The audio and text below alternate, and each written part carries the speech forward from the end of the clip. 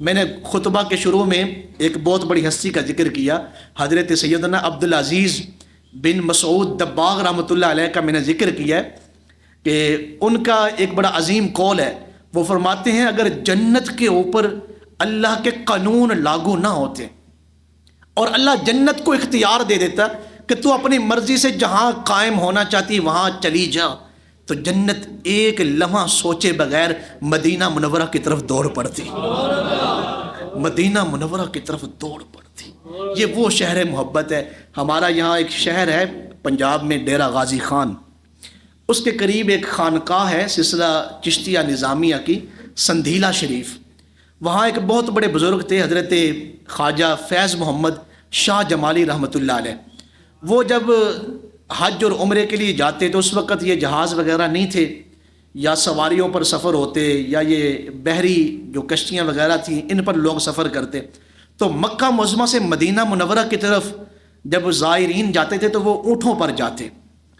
تو حضرت خواجہ فیض محمد شاہ جمالی رحمۃ اللہ علیہ اونٹ پر تھے. پہلی مرتبہ جب گئے تو جب ان کو مسجد نبوی کے مینار نظر آئے نا تو چلتے ہوئے اونٹ سے چھلانگ لگا دی. کہا تمہارے اونٹ سست ہیں، اور پھر خود دوڑ لگا دی، دوڑ کے مدینہ منورہ میں داخل ہو گئے. یہ وہ شہر ہے کہ جہاں دل کھنچتا ہے. ہمارے ہاں ہم وہاں پہ حاضر ہوتے رہتے ہیں، ہمیں تجربہ ہے کہ چاہے رات کا پہر کیوں نہ ہو، وہ جہاز سے جب مسجد نبوی کے نظر آتے ہیں نا مینار تو دل کھنچتا ہے. یہاں پاکستان سے کوئی بندہ مدینہ منورہ کے لیے جا رہا ہو، جا تو وہ رہے ہوتے ہیں لیکن دوسرے لوگوں کے دل جو ہے وہ کھنچ رہے ہوتے ہیں. ساہیوال کے بہت بڑے عالم دین تھے اور بہت بڑے اللہ کے کامل ولی تھے. وہاں ایک کافی بڑا مدرسہ ہے، آپ کے سیالکوٹ میں بھی وہ آتے رہے ہیں. حضرت سید منظور حسین شاہ صاحب رحمۃ اللہ علیہ، قریب زمانے میں ان کا انتقال ہوا ہے. انہوں نے بڑی مدینہ منورہ کے بڑے عظیم واقعات اپنی کتاب میں لکھے ہیں. وہ فرماتے ہیں کہ میں ایک کتاب لکھ رہا تھا تو جب میں روضہ اقدس پہ حاضر ہوا تو وہاں ایک حدیث مبارکہ لکھی ہوئی ہے، من زار قبری وجبت لہ شفاعتی، کہ جس نے میری قبر انور کی زیارت کی اس کی شفاعت میرے اوپر واجب ہے. کس کے اوپر شفاعت واجب ہے؟ حضور علیہ السلام کے اوپر. کس شخص کے لیے؟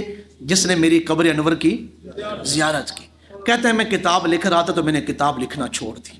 مدینہ منورہ میں لکھ رہا تھا اور میں رو رہا تھا کہ میں تو صرف گنبد خضرا شریف کی دیواروں کو دیکھ رہا ہوں، قبر انور کی تو میں زیارت نہیں کر رہا.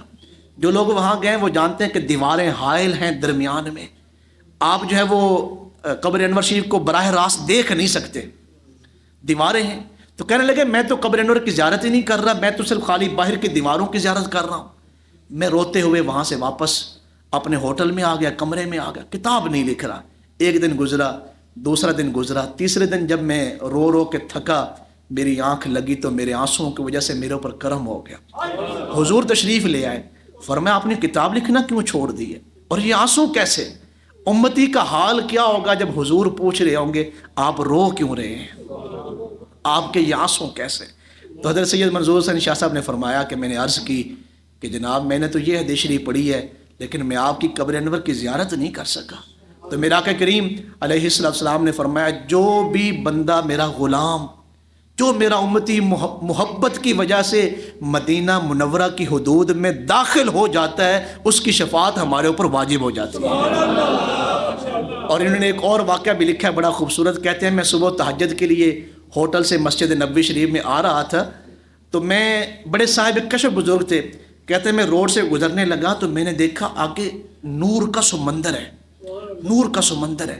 کبھی میں ایک پاؤں اٹھاتا ہوں آگے رکھنے لگتا ہوں، پھر دیکھتا ہوں کہ سمندر ہے، پھر پیچھے کر لیتا ہوں. بار بار میں یہ عمل کر رہا ہوں. تو پیچھے سے ایک گاڑی والا نے ہارن دی، میری توجہ نہ گئی. وہ گاڑی سے نیچے اتر کے آیا اور اس نے میرا بازو پکڑا اور کہا انت مجنون، کہ تم مجنون ہو، کبھی پاؤں کو پیچھے کرتے ہو کبھی آگے کرتے ہو، گزرتے کیوں نہیں سڑک سے؟ تو کہتے ہیں میں نے اسے تو کچھ نہیں کہا لیکن میں نے اسے کہا کبھی تم میری نگاہوں سے دیکھ رہا ہو، تجھے پتا چلے یہ روڈ نہیں بلکہ یہ تو نور کے سمندر یہاں بہ رہے ہیں.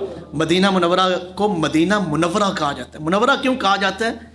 کہ یہ نور کا شہر ہے. 70,000 فرشتے عصر کے ٹائم ان کی ڈیوٹی تبدیل ہو رہی ہے، صبح آ رہے ہیں پھر عصر ٹائم ان کی واپسی ہو رہی ہے. 70,000 صبح 70,000 شام کو، جو آ گئے پھر دوبارہ ان کی باری نہیں آئی۔ یہ فرشتوں کے نزول کا شہر ہے۔ تو ایک بڑی اچھی بات میں آپ کو بتانے لگا ہوں، شاید کبھی آپ کو موقع ملے، جب وہاں پہ جائیں تو اس نیت کے ساتھ جائیں، حضور کا ایک منصب ہے وَيُزَكِّيهِمْ، اگر تمہارے دل نور سے خالی ہیں نا، جیسے ہی تم مدینہ منورہ میں داخل ہوتے ہو اللہ اس اندھیرے کو دور کر دیتا ہے اور تمہارے دلوں کو روشن کر دیتا ہے۔ میں گفتگو کو سمیٹتے ہوئے میں مدینہ منورہ کی کیا عظمتیں بیان کروں گا، ایک جملہ آپ تک پہنچانا چاہتا ہوں۔ جب آپ سنہری جالیوں کے قریب سے گزر رہے ہوتے ہیں، ایک لمحے کے لیے غور تو کریں، آپ حضور کے قریب کتنے ہیں، کتنے حضور کے قریب ہیں، حضور علیہ السلام کے کتنے پاس کھڑے ہوئے ہیں۔ یا جب آپ قدمین شریفین والی سائڈ پہ بیٹھے ہوں، ایک لمحے کے لیے تصور کریں کہ ہم حضور کے کتنے قریب بیٹھے ہوئے ہیں۔ اللہ تعالیٰ یہ لمحے اور یہ سعادتیں ہر مسلمان کو نصیب فرمائے، ہمیں اور آپ کو اللہ تعالیٰ یہ بار بار گھڑیاں نصیب فرمائے۔ وما علیہ الا البلاغ المبین۔